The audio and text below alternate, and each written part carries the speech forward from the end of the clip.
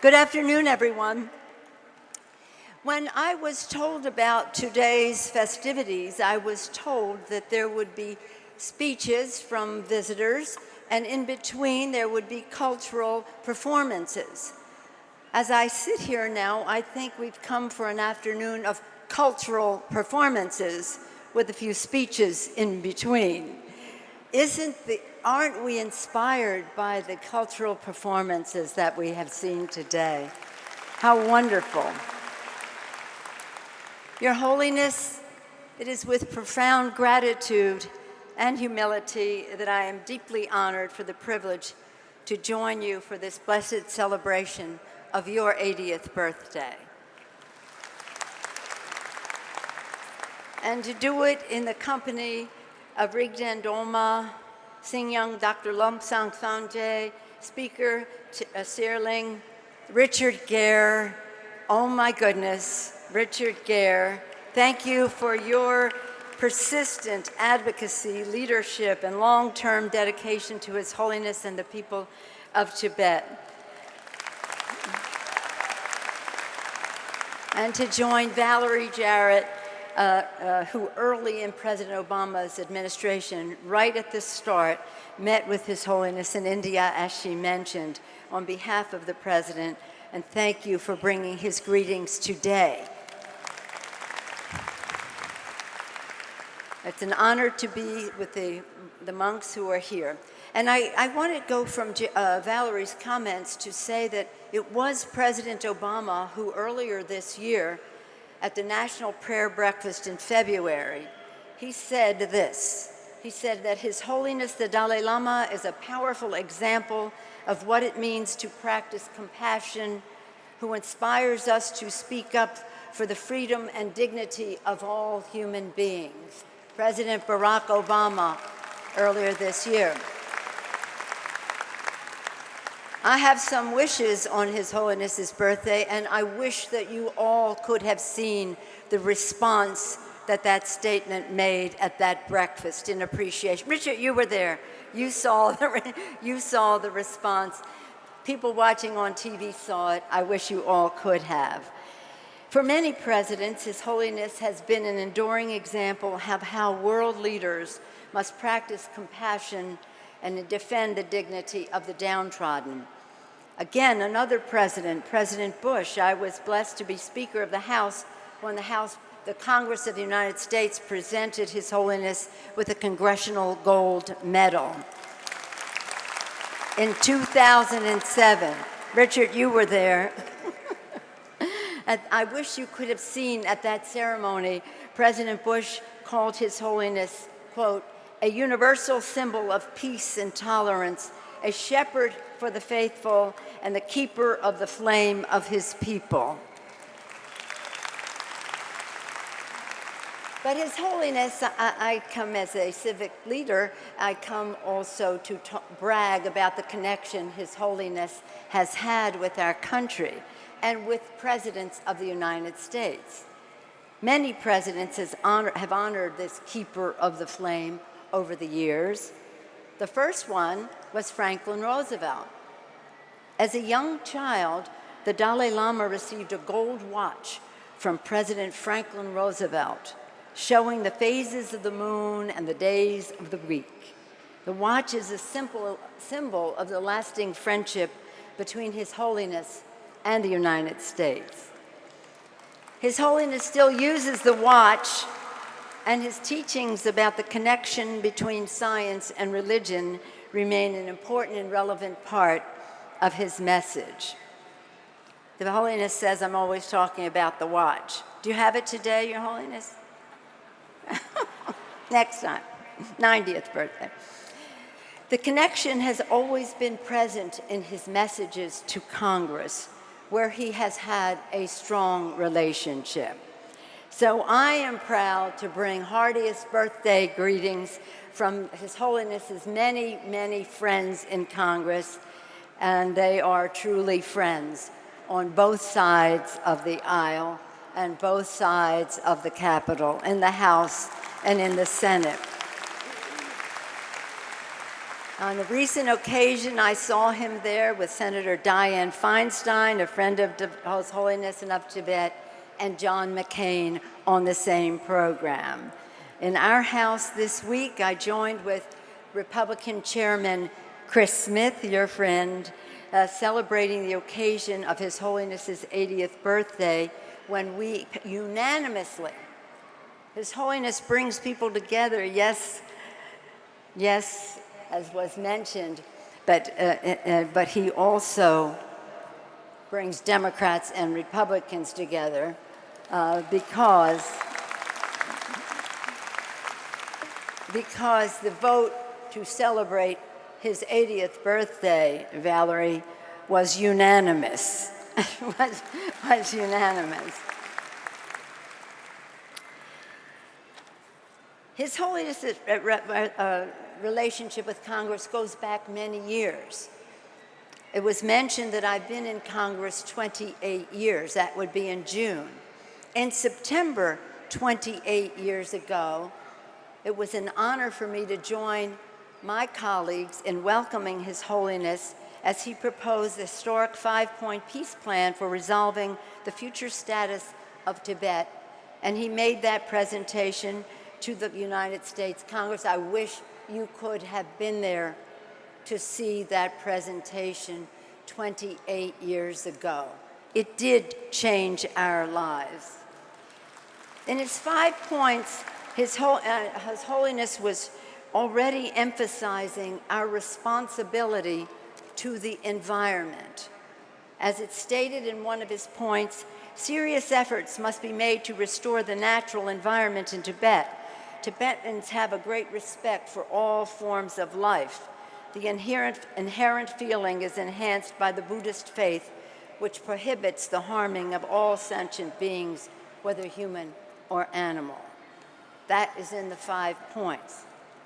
It's important to know that when His Holiness received the Nobel Peace Prize, when he received that just a couple years after his visit to us, he was the first Nobel laureate to be recognized for his concern about the global environment challenge.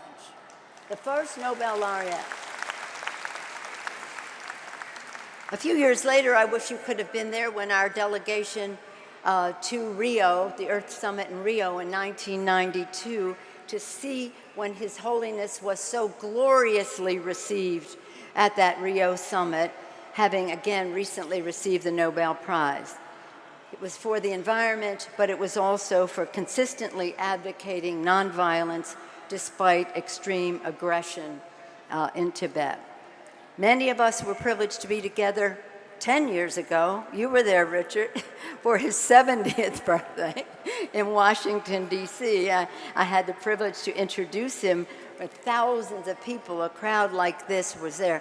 Seems like yesterday, Your Holiness. When we awarded the Congressional Gold Medal in the Congress, that takes place inside the Congress, but so many people wanted to be there that we had to have an outside program as well. Thousands of people traveled from many distances to be there, to be in the presence of His Holiness. Massive crowds, I wish you could have seen them, turned out to visit him. When we went on a congressional codel to Dar es Salaam, our delegation was so moved to see His Holiness in his setting. And yes, Valerie, it was so incredible to see the faces of the little children being raised in the Tibetan culture, which many children in Tibet would be deprived of that opportunity. It was also moving to see the anguished faces of people newly coming into Dharamsala over the mountains just to report to His Holiness about the conditions in Tibet. I just associate myself with the characterization Valerie gave because she described it so well. I wish that you could all see how embraced His Holiness. We know how respected he is in the world. It's such a joy to see him in Dar es Salaam. Of course, we want to see him in Tibet. Of course, as we see him today, we know that people all over the world would do anything to seek an audience with His Holiness. Tibetans have walked and hiked for months across the freezing Himalayan mountain passes. It is the most perilous escape route on Earth. A month of walking over the mountains in the freezing cold. They all do this to be in the presence of the Dalai Lama. How blessed we are today to be here for an audience with His Holiness on his birthday celebration. For almost 8 decades, because he started as a child practically, the visionary leadership of the Dalai Lama has been critical to amplifying the voices of Tibetans in Tibet and beyond. His clarion call for freedom in Tibet is a challenge to all who believe in justice, in dignity, and in the power of the human spirit. Indeed, the situation in Tibet remains a challenge to the conscience of the world. Under the Chinese government continuing occupation of his homeland, Tibetans are losing their culture and their future of human rights situation is deteriorating. If freedom-loving people do not speak out against oppression in Tibet because of China's economic strength, then we have lost all moral authority to speak out on human rights anywhere in the world. When I say that to His Holiness, he said he prays that he can rid me of my negative attitudes, but anyway. As a young person in 1960, he's always young, His Holiness wrote a beautiful prayer entitled The Words of Truth, which proclaims, "May all fears from unbearable war, famine, and disease be pacified, to freely breathe an ocean of happiness and well-being." His Holiness's vision of happiness and well-being, so similar to our founders' promise of life, liberty, and the pursuit of happiness, ensure that people of every faith and every nation have a role to play in improving the lives of others. His Holiness has truly lived this truth. In reading about His Holiness and the situation in Tibet, I came across a Sanskrit word, and satyagraha, and I learned that word in Sanskrit means nonviolence, and it also means insistence on the truth.